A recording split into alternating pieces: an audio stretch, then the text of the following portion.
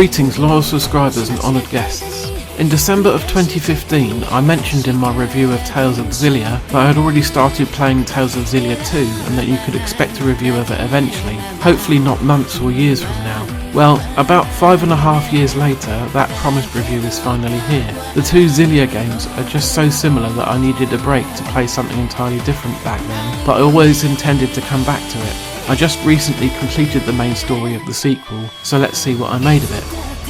The story of Xillia 2 shifts the focus away from Jude and Mila to the brand new characters of Ludger, who you control directly, the little girl Elle, who is a constant presence in your party but doesn't do any fighting, and your brother Julius, who is in the role of the antagonist for much of the game, although his true intentions remain somewhat mysterious until much later on. They are joined by Rollo, Ludger and Julius's rather rotund kitty cat, who follows the party into any situation you can possibly conceive and always manages to keep up somehow. Gradually over the early stages of the game you also meet up with all of the cast of the first game again. Not long into Tales of Xillia 2 you will encounter your first fractured dimension, an alternative reality that has branched off the true prime reality. A company called the Spurious Corporation is investigating these fractured dimensions and sending teams into them to find who or what the divergence catalyst is and destroy it, causing the fractured dimension to collapse. It becomes the job of Ludger and the group to explore and shut down these fractured dimensions, and if you do all of the side content in the game you'll have closed many of them by the time you have finished it. It allows Tales Studio to explore many different versions of familiar characters in various what-if scenarios, which is quite interesting. A lot of these fractured dimensions culminate in a boss fight, some of which are very challenging if you're not quite the right level. Once you enter one you can't leave until you finish it, so I would recommend saving before plunging headfirst inside one in case you need to do a bit of grinding. This isn't the most contentious part of the gameplay though. Ludger and crew will be saddled with a debt of 20 million gold not long into the game, and from then on you are expected to make regular payments on this debt. This is mandatory or the story just won't proceed.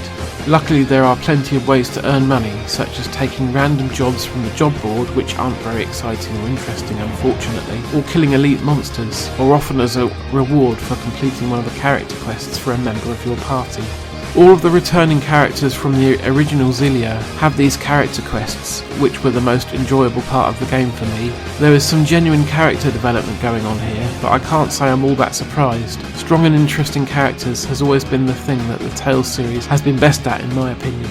That and exciting fast-paced battles. Xillia 2 adds a few more mechanics to the battles, such as a powered-up version of Ludger that can be used when a meter fills up. When he's in this dark state, he can't be damaged at all.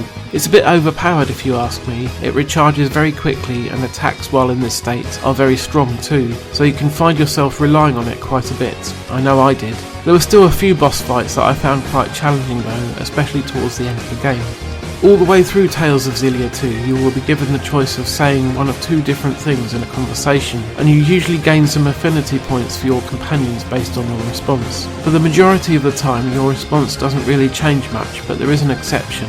There is a point near the end of the game where you can turn on your entire party and then be forced to kill them all. Don't worry, it's impossible to blunder into this situation by accident. You have to knowingly pick the bad option about 7 times in a row. I tried doing this because I wanted to see how the story would go, but I was unable to beat the rest of my party. They are incredibly tough. I ended up just watching the cutscene from that path on YouTube. I did the same thing for the cutscene that you get to see if you manage to successfully pay off the entire 20 million gold debt. By the end of the game I had only paid back about 2 million, and paying off the rest would entail killing all of the elite monsters a second time. I would need to be at the level cap of 200 or close to it to stand a chance of defeating the most difficult of these elite monsters, and when I finished the game I was only at level 80. I just don't have the time to do that. Aside from the debt mechanic, there is one other aspect of Xillia 2 that detracted from the overall experience for me. Most of the locations, graphics and music from the game are simply reused from the first game. There are a few new locations, but these are spread very thin.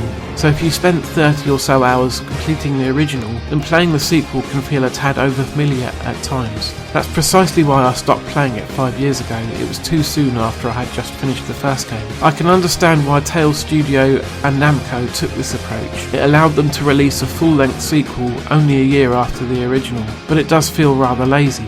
Having said that, I did still enjoy my time with Tales of Xillia 2, and I would recommend it for fans of the Tales series. Namco did release a double pack of both games together in one case, but that version had quite a limited print run, so it's now worth silly money. So your best bet is still to pick up the two games separately if you're interested. While the first Xillia remains one of my favourite entries of all the Tales series, the sequel doesn't quite manage to reach that same level. It's still a solid experience with a lot to offer fans, and newcomers could still get some enjoyment out of it too, but really this is aimed squarely at those who have already enjoyed the first game. I'm going to give Tales of Xillia 2 an overall score of 8 out of 10, as it was a solid, enjoyable experience with a few things that hold it back from being amazing. Thank you for joining me for another episode of my Tales of Backloggia series. If you enjoyed this, please consider liking the video, dropping a comment and sharing on social media. I've got another episode lined up for Radiata Stories, which I will hopefully be bringing you in a few weeks' time. In the meantime, take care.